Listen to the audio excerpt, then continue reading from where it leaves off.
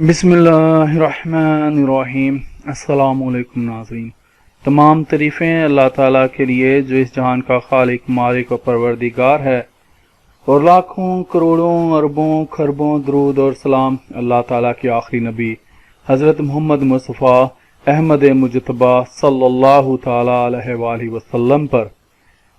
नाज़रीन, आज की वीडियो में हम लोग मजमूआ ताज़ीरात पाकिस्तान 1860 का जो सेक्शन है 489F यानी कि 489F जो आज भी सवालिया निशान है, इसके बारे में बात करेंगे। नाज़रीन, मैंने ये लंबी वीडियो बनाई है, ये काफ़ी लंबी है, तो ये बनाने का मकसद मेरा ये है कि क्योंकि हमने कंपनी लॉ को शुरू किया हुआ है और कंपनी लॉ में जो इस सेक्शन का इस्तेमाल है बहुत ज़्यादा है, तो इसको जानने के लिए चलते हैं ये क्यों सवालिया निशान है।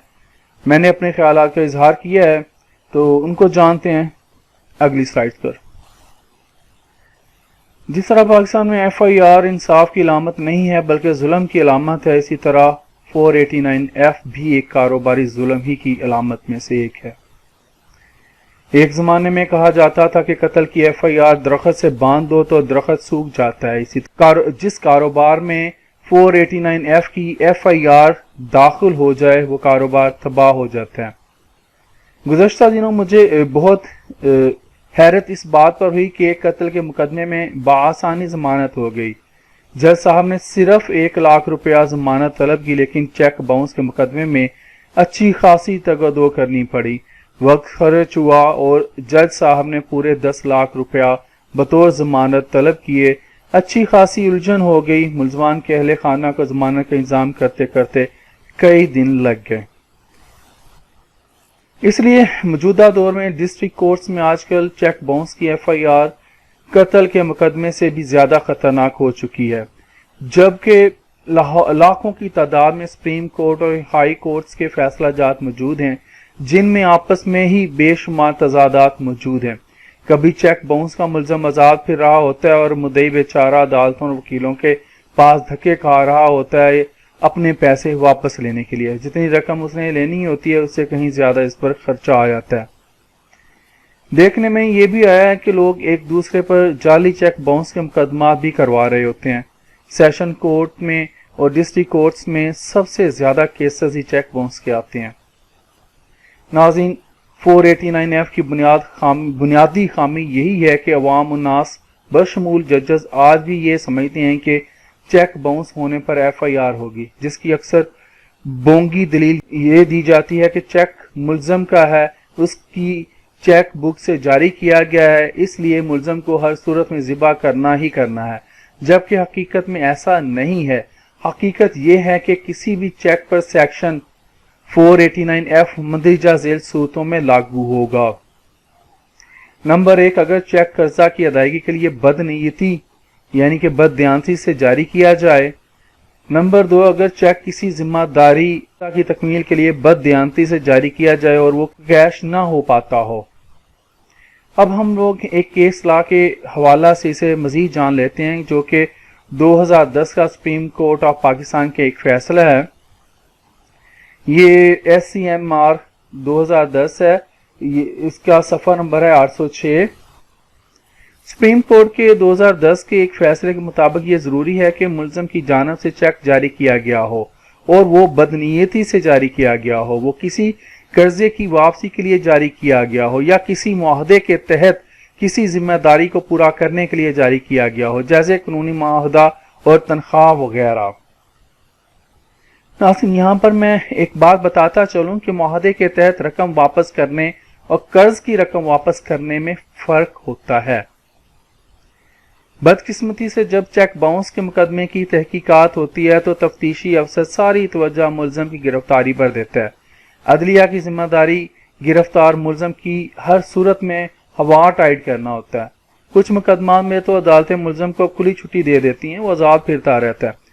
तफ्तीशी अफसर सिर्फ मुद्दई मुकदमा का बयान लेता है, बैंक अफसर का बयान लेता है और उसकी जानिब से चेक बाउंस की वजूहात नोट करता है और मुकदमे का चालान समाअत के लिए अदालत में पेश कर दिया जाता है। شروع میں جب یہ قانون آیا تھا، اس حوالے سے ہمیں جو بریفنگ دی گئی تھی، اس کے مطابق ملزم کے پاس اپنے دفاع کے لیے تو کچھ تھا ہی نہیں، ملزم کو ہر صورت میں ذبح ہونا ہی تھا۔ لیکن چیک باؤنس کے قانون کی جو 4 شرائط ہیں، یعنی چیک جاری کرنا بدنیتی سے جاری کرنا، چیک کسی قرضے کی واپسی کے لیے یا کسی معاہدے کے تحت سروس یا تنخواہ معاوضے وغیرہ کی مد میں جاری کرنا، ان شرائط میں سے تفتیش کے دوران پہلی 2 شرائط پر تو توجہ دی جاتی ہے، لیکن باقی کی 4 شرائط کو نظر انداز کیا جاتا ہے۔ جب ملزم اس معاملے میں ذبح ہو رہا ہوتا ہے تو جج صاحب 10 سال پرانی بونگی مار رہے ہوتے ہیں کہ چیک تو تمہارا ہی ہے، جو کہ تمہاری ہی چیک بک سے جاری ہوا ہے۔ تو بات ختم۔ ارے بھائی، کاروباری شرائط تو دیکھو کہ کن کاروباری شرائط کے تحت چیک جاری کیا گیا ہے، دونوں فریقین کا کاروباری تعلق کیا ہے، کیوں ہے اور کون ڈیفالٹر ہے۔ یہی وجہ ہے کہ جب ایک بوگس چیک بوگس قسم کی تفتیش کے نتیجے میں نااہل عدلیہ مقدمے کا چالان سماعت کے لیے منظور کر لیتی ہے تو آگے چل کر ملزمان باعزت بری ہو جاتے ہیں، جبکہ سزا دینا ایک الگ سے ظلم ہے۔ اس حوالے سے اب بے شمار سپریم کورٹ کے عدالتی فیصلے سامنے آ چکے ہیں۔ کاروباری ڈیل اور تعلقات لازمی قرار دیے گئے ہیں۔ صرف چیک باؤنس ہونے کی بنیاد پر کسی کو ملزم کیسے قرار دیا جا سکتا ہے؟ جب تک کہ تفتیش کے دوران لین دین ثابت نہ ہو جائے، جب تک کہ یہ بات کاروباری ریکارڈ کے مطابق ثابت نہ ہو جائے کہ ملزم نے واقعی پیسے ادا کرنے ہیں۔ 489F کا اہم ترین نقطہ قرض کی واپسی بھی ہے۔ قرض واپس لینے کی بنیادی شرط قرض دینا بھی ہے۔ جب تک مدعی پارٹی قرض ادا نہیں کرے گی، اس وقت تک واپسی کا سوال کیسے پیدا ہوتا ہے، چاہے کسی پارٹی کے پاس 1-2 نہیں سینکڑوں کی تعداد میں چیک موجود ہوں۔ قرض ادا کیے بغیر صرف اور صرف چیک کی بنیاد پر رقم کی واپسی کا مطالبہ مکمل طور پر غیر قانونی اور غیر آئینی ہے۔ یہی وجوہات ہیں کہ اس قانون کا بہت زیادہ غلط استعمال ہوا ہے اور ہو رہا ہے۔ حالانکہ اس کی سزا صرف 3 سال اور مقدمے کی سماعت جوڈیشل مجسٹریٹ کے پاس ہوتی ہے۔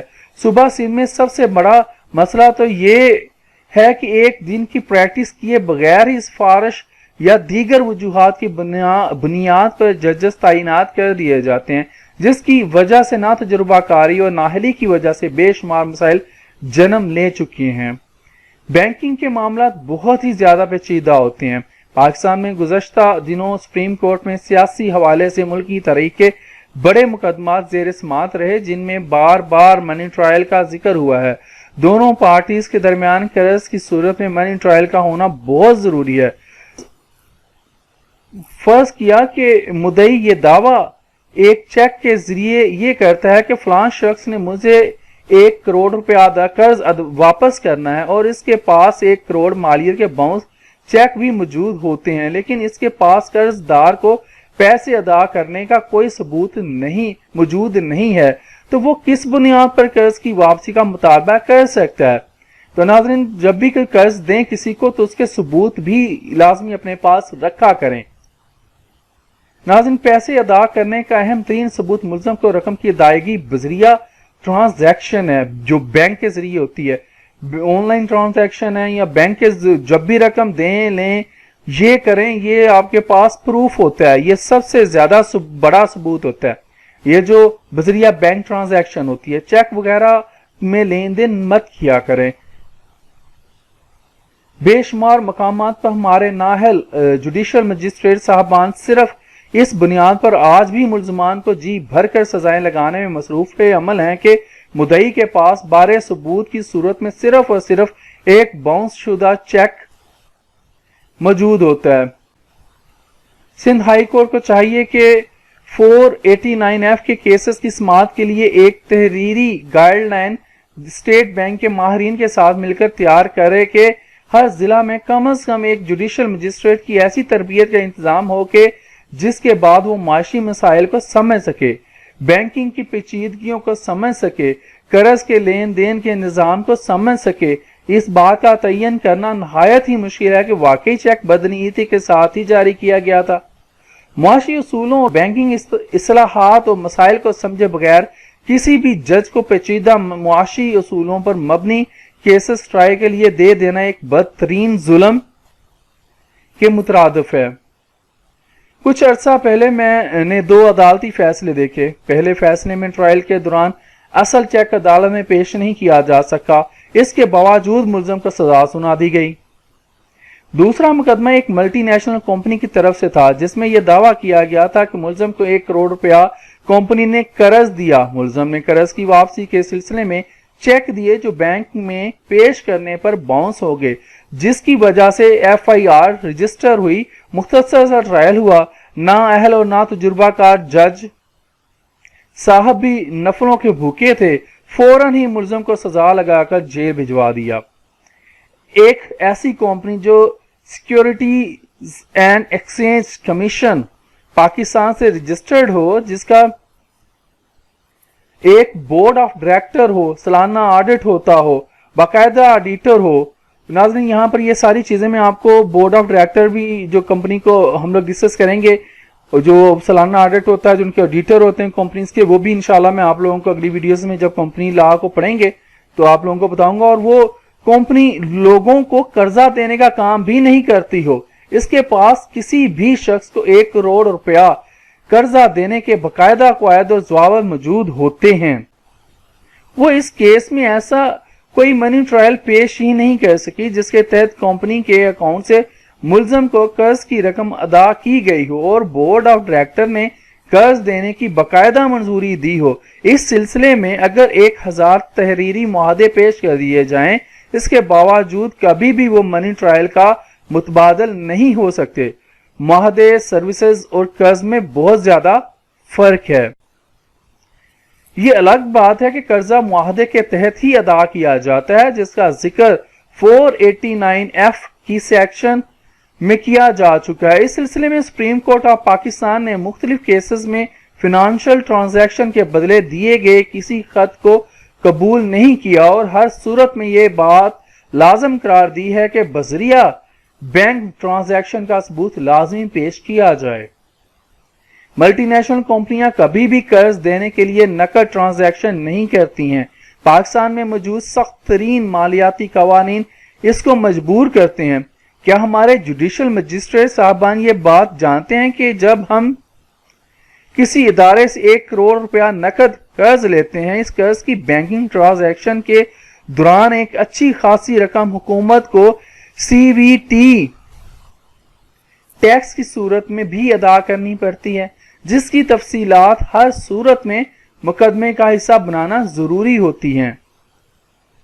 جو فرد یا کمپنی سالانہ ٹیکس ریٹرن بھرتی ہیں ان کی شرح مختلف ہوتی ہے، اور جو فرد کمپنیاں باقاعدگی سے انکم ٹیکس کے ریٹرن نہیں بھرتی ہیں ان کے لیے ٹیکس کٹوتی کی شرح مختلف ہوتی ہے۔ یہ سب وہ باتیں ہیں جو ٹرائل کا حصہ ہوتی ہیں اور ہونی چاہیے۔ ان باتوں کو ٹرائل میں شامل کرنا ضروری ہوتا ہے۔